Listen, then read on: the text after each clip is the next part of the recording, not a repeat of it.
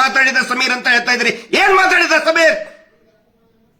ಹಿಂದೂ ದೇವಸ್ಥಾನ ಹಿಂದೂಗಳದ್ದೇ ಇರಬೇಕು ಅಂತ ಹೇಳಿದಾನ ಅವನು, ಹಿಂದೂಗಳದ್ದು ಅಲ್ಲ ಅಂತ ಹೇಳಿಲ್ಲ. ನಾಚಿಕೆ ಆಗ್ಬೇಕು ನಿಮಗೆ. ಒಂದು ಅತ್ಯಾಚಾರ ಪ್ರಕರಣದಲ್ಲಿ ಒಂದು ಹೆಣ್ಣು ಮಕ್ಕಳಿಗೆ ಧ್ವನಿ ಎತ್ತದ ಇಂತ ಸಮೀರನ ಬಗ್ಗೆ ಹಿಂದೂ ಮುಸ್ಲಿಂ ಮಾಡ್ತಾ ಇದ್ದೀರಿ ನೀವು. ಶೇಮ್ ಆನ್ ನೀವು. ನಿಮಗ್ ಒಂದು ಪ್ರಶ್ನೆ ಕೇಳ್ತೀನಿ, ಒಂದೇ ಒಂದು ಪ್ರಶ್ನೆ.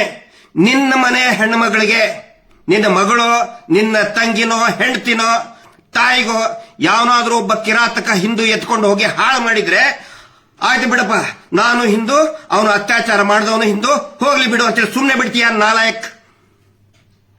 ಒಬ್ಬ ಮುಸಲ್ಮಾನ ಹೆಣ್ಣು ಮಗಳನ್ನ ಒಬ್ಬ ಮುಸಲ್ಮಾನ್ ಕಿರಾತಕ ಎತ್ಕೊಂಡು ಹೋಗಿ ಅತ್ಯಾಚಾರ ಮಾಡಿ ಹಾಳು ಮಾಡಿದ್ರೆ ಆಯ್ತು ಬಿಡಪ್ಪ, ಮುಸಲ್ಮಾನ್ನೇ ಮಾಡಿದ ಬಿಡು ಅಂತ ಯಾರಾದ್ರೂ ಸುಮ್ಮನೆ ಬಿಡ್ತಾರ? ಕ್ರಿಶ್ಚಿಯನ್ರಿಗೂ ಕೇಳ್ತಾ ಇದ್ದೀನಿ, ಜೈನ್ರಿಗೂ ಕೇಳ್ತಾ ಇದ್ದೀನಿ, ದಯವಿಟ್ಟು ಈ ಸುಳ್ಳು ಸುಳ್ಳು ಪೋಸ್ಟ್ ಹಾಕ್ತಾ ಇರುವಂತ, ವಿಷ ಉಗುಳ್ತಾ ಇರುವಂತ, ಹಿಂದೂ ಮುಸಲ್ಮಾನ್ ಅಂತ ವಿಷ ಉಗುಳ್ತಾ ಇರುವಂತ ಪೋಸ್ಟ್ ಗಳನ್ನ ದಯವಿಟ್ಟು ನಂಬಬೇಡಿ.